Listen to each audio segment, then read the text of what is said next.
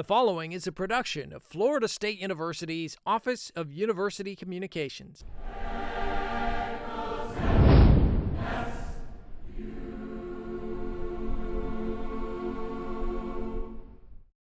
Coming up on a special edition of FSU Headlines, a look back at Florida State University in the year 2013, including lawmakers designate Florida State University preeminent.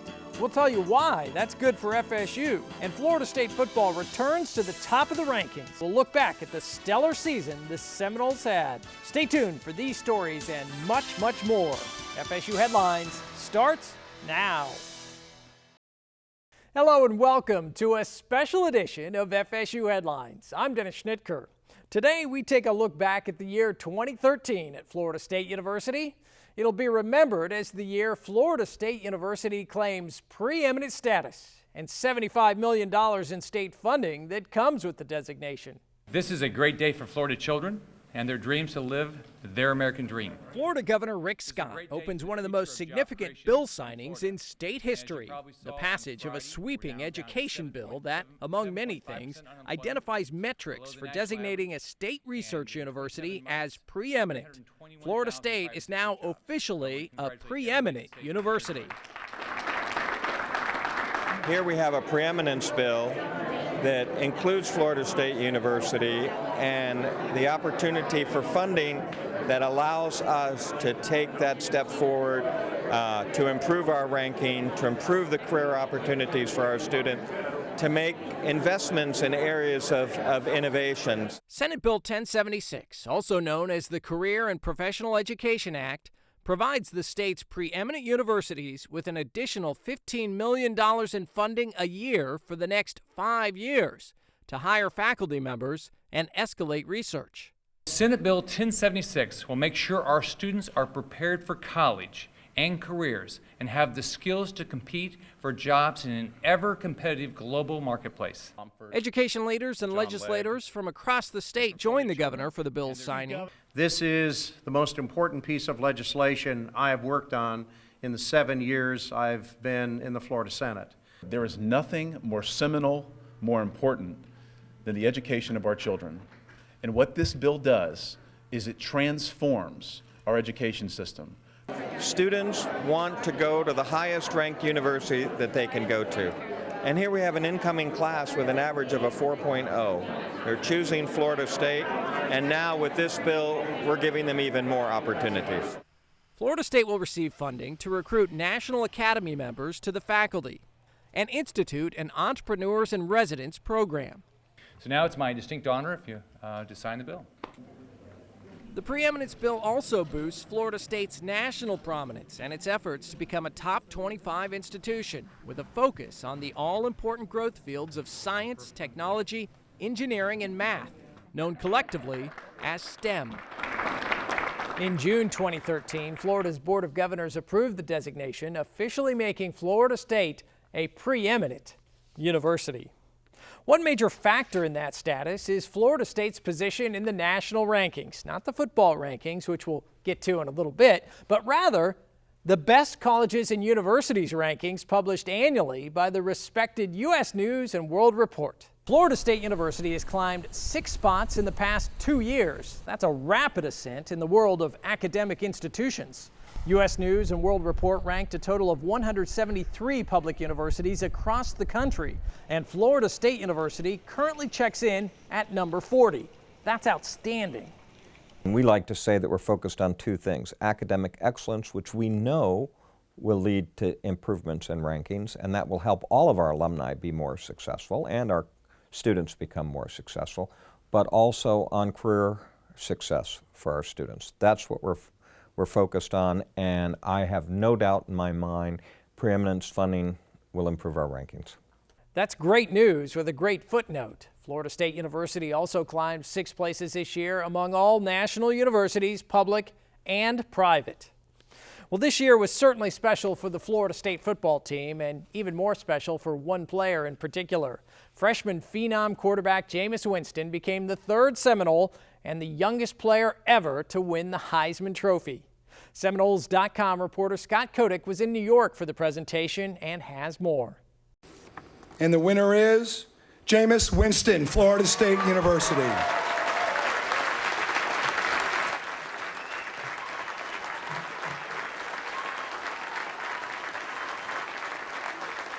Jameis Winston becomes the third Florida State Seminole to win this award, the Heisman Trophy, joining both Charlie Ward and Chris Winkie. Becomes the youngest player ever to win the coveted Heisman Trophy. Obviously, afterwards, Winston was ecstatic and thanked his teammates. It feels great, man. It feels great. I cannot explain the feeling that I have inside right now. I mean, I'm so overwhelmed, like I said, man. It's just awesome. When I looked down in the stands, when I was giving my speech, I seen my mom's and my dad's eye, and they felt so proud. And I ain't seen that look in their eyes in a long time. And it's not that I feel complete because I'm still hungry because we got a national championship that we got to win.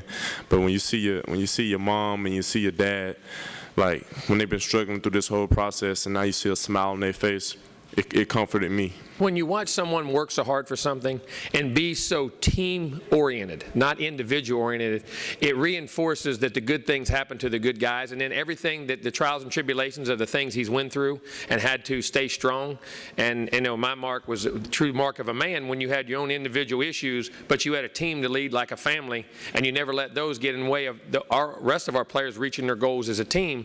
And just to know what he went through to get up there on that stage, you know, sometimes as a coach, it just hits you every now and then, you know, and to me, that's why you're in coaching. Of all the things, that's why you're in coaching, to watch them grow and then achieve the things you know they're capable of when there's been some odds against them. When I grabbed the trophy, I was like, this is my trophy. I mean, it's like a little kid. Like, this is my trophy when I grabbed that thing. And I was like, when I was acting like, oh, I just didn't want to, I don't even want to pick it up. I wanted to hug the trophy. I mean, because it was mine. And as a team player, and I always emphasize team, but as an individual person, when you get the opportunity to say something is yours, that's going to have my name on it. That's a great feeling. And you would have that speechless feeling, and everything is racing in your mind because you feel that you have accomplished something that you always wanted to accomplish. Thank you for that report, Scott. Of course, it was Jameis Winston's play on the field that helped lead Florida State to the national championship game.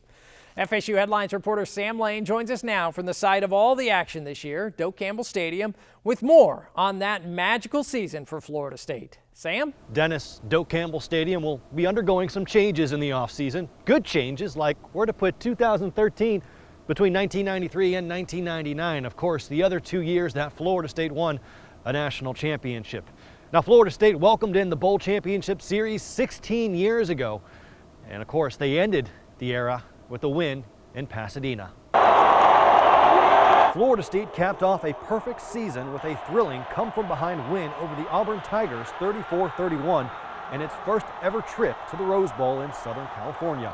After a slow first half, Florida State found itself down 18 points late in the second quarter, but rallied late in the game to score 21 fourth-quarter points, and Jameis Winston's 2-yard touchdown pass to Kelvin Benjamin with 13 seconds left sealed Florida State's fate as 2013 national champions.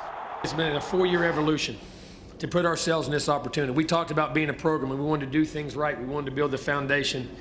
And these guys have given their hearts and souls to us as coaches, and it's been unbelievable. The perfect season for Florida State was the first one since the 1999 season when the Seminoles went 12-0. That also happened to be the last year the Seminoles won a national title. Dennis?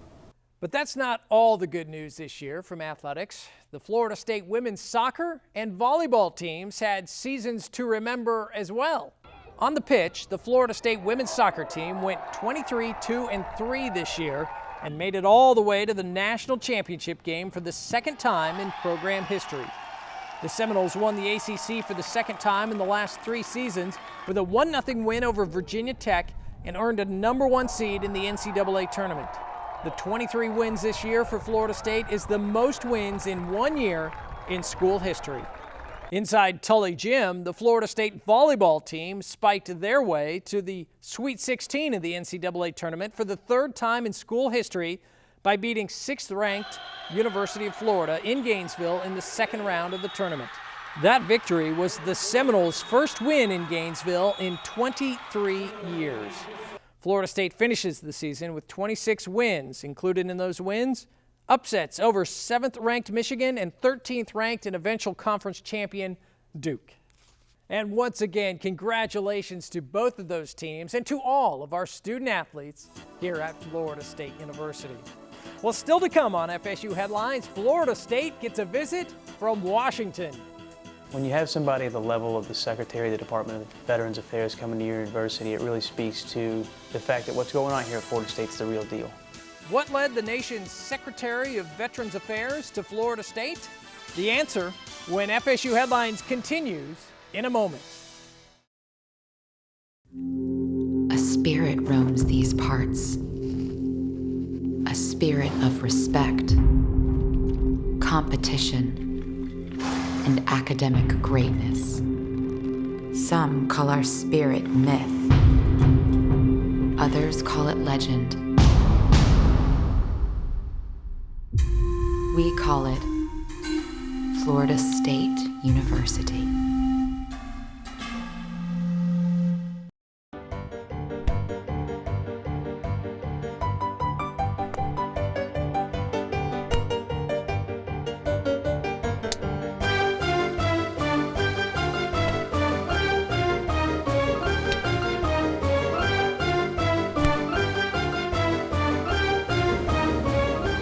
When you purchase a Florida State University license plate, you're supporting students, like me.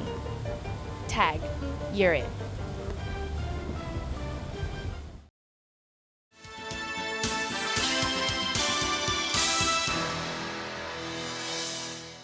Welcome back to FSU Headlines as we take a look back at some of the top stories happening on campus in the year 2013. I'm Dennis Schnitker. Last fall, Florida State University displayed an impressive but very old collection of art, one that rivals some of the finest collections in the world. The Florida State University Office for Research held a 2-week exhibition of art etchings from the 17th century Dutch artist known as Rembrandt. The display at the Florida State University Museum of Fine Arts of more than 60 etchings was a hit, shattering attendance records during the 2 weeks the exhibit was on display. The display was on loan from the private collections of Drs. Tobia and Morton Mower. Florida State University Vice President for Research Gary Ostrander says a display like this, one that rivals major art museums around the world, only enhances the image of Florida State University. Well, I think any time an institution has a chance to bring in what is really undeniably a world-class exhibition, that can only increase your stature. Folks will kind of poke up and say, wow, how's that coming to Tallahassee? What's going on in Tallahassee? And folks look a little closer at Tallahassee, they realize we got a pretty nice facility, a museum here on campus. In addition to the work of Rembrandt, the collection also had a print by Picasso that paid homage to Rembrandt. For spring commencement 2013, Florida State University was fortunate enough to have the United States Secretary for Veterans Affairs, Eric Shinseki, speak at one of the ceremonies. While visiting Florida State University, General Shinseki stopped by the High Performance Materials Institute. Welcome to Florida State. I appreciate it so much.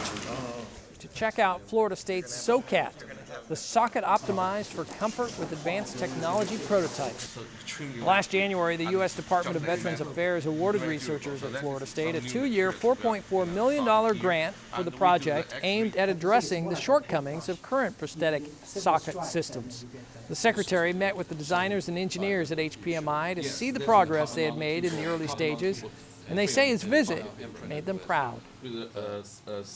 General Shinseki also visited with Florida State student veterans to listen to what the student vets had to say. To have the Secretary take time from his busy schedule to visit Florida State and speak with student veterans adds greater emphasis for Florida State University standing by its claim to be the most veteran-friendly university in the country.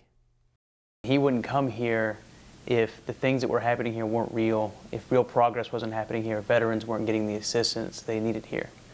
So it really speaks to me as a student veteran on both halves in that my university had the thought to bring in a speaker that would speak to me specifically as a veteran and that would mean a lot to me on a graduation day, and also that General Shinseki took the time to come down here and saw Florida State as a worthy place to spend his time.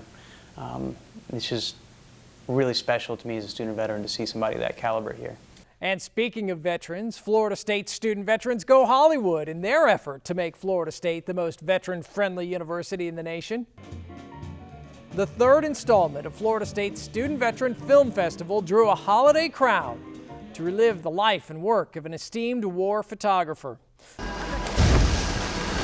The film at the center of the discussion, the documentary, Which Way's the Front Line from Here? The Life and Time of Tim Hetherington. The film's director, Sebastian Younger, tells the story of Hetherington's time in multiple war zones. A really big, courageous life, artistically courageous. He was very brave on the battlefield, and he was very curious. I mean, he really had enormous empathy for people and compassion and curiosity. It would be great for a young person seeing this film to think, wow, I would like to live a life sort of like that. If there's one thing that comes out of this film for someone, I hope it would be that. Several hundred people filled Florida State's Ruby Diamond Concert Hall on Veterans Day to watch the film and talk with the film's director.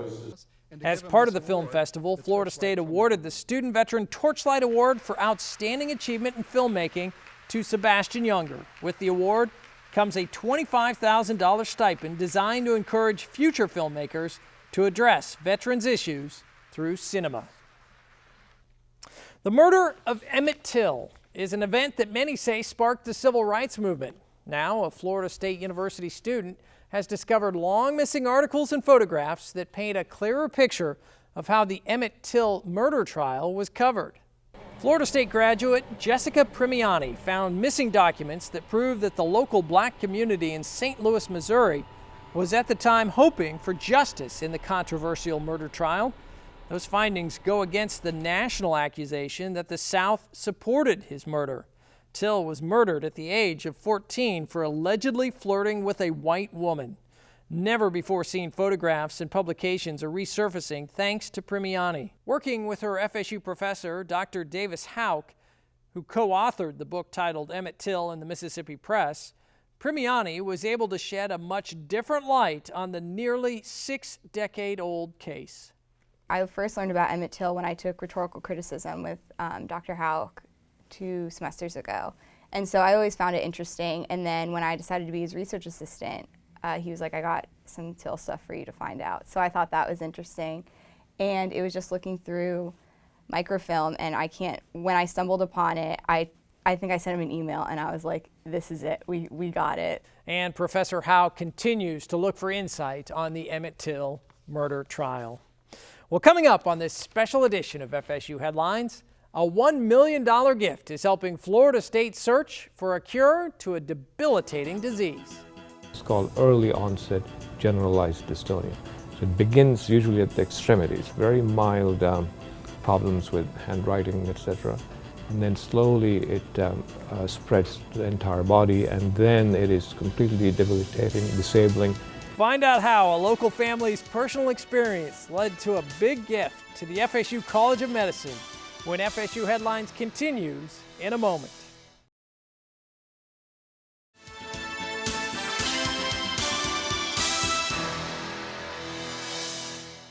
Welcome back to a special edition of FSU Headlines as we look back at some of the top stories making news at FSU in the year 2013. I'm Dennis Schnitker. Florida State University's Pulitzer Prize-winning author and creative writing professor Robert Olin Butler claimed yet another prestigious literary distinction last year. Butler is a world-renowned author who in 1993 won the Pulitzer Prize for fiction writing with his collection of short stories titled A Good Scent from a Strange Mountain. It's one of many awards and distinctions he's garnered for his 13 novels and 6 books of short stories that he's penned over a career spanning 30 years. There's an interesting one here. These are a few translations of a book of mine called They Whisper. Now Butler's receiving another outstanding distinction, but this time it's not for a single work, it's for his collection of books. He's been named the 2013 F. Scott Fitzgerald Award winner for Outstanding Achievement in American Literature. The F. Scott Fitzgerald Award is indeed a Lifetime Achievement Award. And in that regard, of the 20 books that I have published, I have written 10 of them in the 13 years that I have been at Florida State. So one of the really nice things about the F. Scott Fitzgerald Award is I feel like it's the award that is deeply rooted in Florida State University. Florida State University's Center for Brain Repair has received a $1 million gift from a Florida family who knows firsthand the benefits of medical research. Dr. Pradeep Bide and the researchers at the FSU College of Medicine's Center for Brain Repair are hopeful that one day they'll find a cure for dystonia, a debilitating neurological disorder that can leave a person wheelchair-bound. With the help of folks like Stephanie and Erwin Jackson and their son Brian, who suffers from the disorder, the team here is confident that they can produce some important results. The Jacksons' $1 million pledge to the FSU College of Medicine for dystonia research will go a long way to helping find a cure. There's children out there that have had the surgery and it's not been terribly effective. So there's a lot of work to be done. We got very lucky. We're very blessed, whatever terminology or belief you have. But there's a lot of folks out there that's not nearly as fortunate as we've been. And we know that the road ahead is long because curing dystonia could be a long process. But we know that we are on our way. Well, earlier in the show, we told you how Florida State became a preeminent university. One of the many reasons Florida State University earned that designation is because of its world-renowned faculty. Take food nutrition scientist Sridhar Sathe, for example. We thank you for the excellence and honor that you bring to Florida State University. We appreciate it very much. Thank you. Thank you. Dr. Sathe earned Florida State's highest faculty honor, the Robert O. Lawton Distinguished Professor Award. Sathe has spent almost 40 years in search of new ways to understand some of the foods we eat, particularly dry beans and tree nuts like almonds. He's been researching and teaching at Florida State University since 1988. During that time, he's developed ways to combat food allergies by isolating, purifying, and characterizing properties of seed proteins. His methods are used around the world. Those accolades, along with his passion for teaching, earned him the highest award faculty members bestow upon one of their own. People talk about the Lawton Professorship with reverence because they recognize that the individuals who get that award are truly representative of the very best that FSU's faculty has to offer. The most immediate reaction I had was, I'm humbled. All I can say is thank you for your faith in me. Since 1957, the Robert O. Lawton Distinguished Professor Award has been given out each year to a Florida State professor who excels in teaching and research. It's not uncommon to hear the sweet sounds of jazz music on campus at Florida State University. That was certainly the case as jazz pianist and Florida State Professor of Music Marcus Roberts packed the house for a free concert in 2013. Class was in session as Florida State University Professor Marcus Roberts and his new group, Modern Jazz Generation, perform his latest work titled Romance, Swing, and the Blues. Roberts has made a name for himself in the jazz world as one of the preeminent jazz pianists of his generation. He developed his unique style at Florida State University. Then, Roberts got a hands-on education in jazz performance while touring with jazz music icon Wynton Marsalis during the 1980s. It was a great time of my life because a lot of the things that I use even now started with him, like learning how to record, how to lead a band, how to put a show together on the stage properly, how to rehearse, all those things I learned as a member of the groups that he led. Well, last year, Florida State University launched an effort to recruit some of the top researchers in the cutting-edge field of materials science. The first hires of that effort are now in place at Florida State, a physicist, an engineer, and a chemist focusing on the same topic, solar cell-related technology. Assistant Professor in Chemistry and Biochemistry Ken Hansen, Assistant Professor in Physics Hanwei Gao, and Associate Professor of Chemical and Biomedical Engineering Bi-Woo Ma are working on research that centers on specialized materials used for energy production, conversion, and storage. One reason the three were attracted to Florida State is the university's dedication to research in the STEM fields: science, technology, engineering, and mathematics. This initiative is bringing a lot of people with common interests. That's very important because so that the people can work together to make synergistic impact on fundamentals, on tech transfer, and education. Aside from their own research, Hansen, Gao, and Ma will assist with projects at Florida State's High Performance Materials Institute, National High Magnetic Field Laboratory, and Aero Propulsion Center, among others. Well, what makes a YouTube video go viral? FSU's all-female a cappella group has the secret. I've never seen a diamond in the flesh. This is the Acapellas and their rendition of the hit song Royals.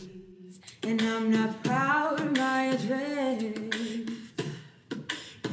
in the torn up town. No. The video was recorded as part of the music seminar Acapella Ed. It's been viewed on YouTube more than 6.6 million times, making it an overnight internet sensation. But everybody's like crystal, Maybach, diamonds on your timepiece, jet planes, islands, tigers on a gold leash, we don't care. Since the video went viral, the group has been featured on several websites like the Huffington Post, and they've even performed the national anthem at the Jacksonville Jaguars game. To say this recent success has been a whirlwind would be an understatement. It's been really exciting to get such a warm reception from people about our music because, you know, sometimes groups go through different times, and it was really encouraging for us to get that kind of response from people. But it still doesn't seem real, honestly, still, but it's great. The Acapellas were founded as a student group at Florida State in the year 2000. They released a full-length album titled Seamless in 2012.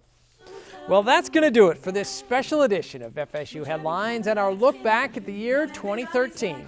For everyone here at Florida State University, I'm Dennis Schnitker. Thanks for joining us. To help us close out the show, here's more from Florida State's very own Acapellas.